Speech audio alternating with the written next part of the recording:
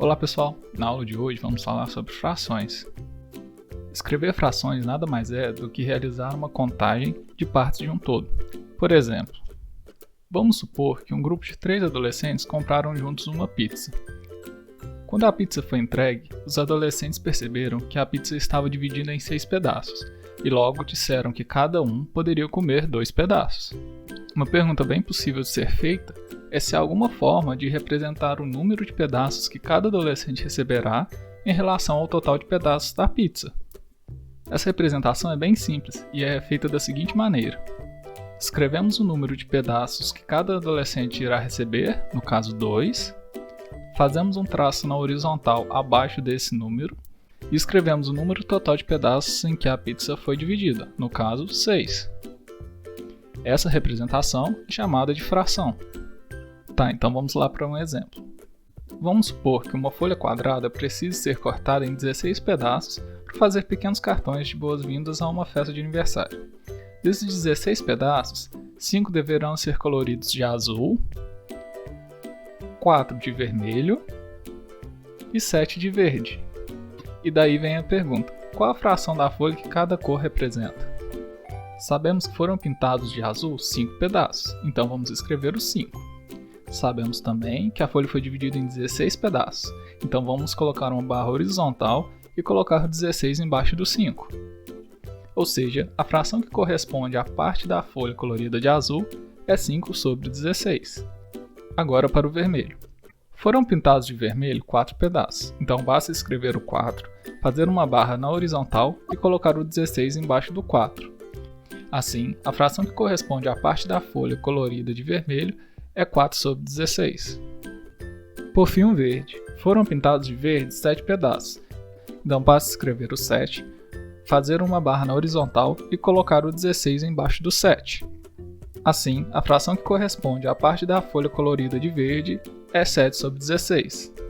Vamos ver agora quais são os componentes de uma fração. Para isso, vamos pegar uma fração qualquer, por exemplo, 5 sobre 7.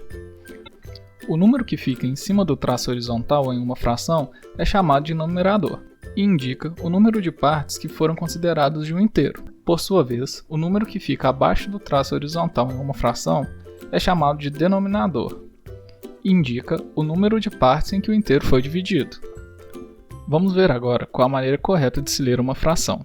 Na leitura de uma fração, primeiro lemos o numerador e depois o denominador, sendo que algumas considerações precisam ser feitas com respeito ao denominador. Quando o denominador for menor que 10, a leitura segue da seguinte maneira.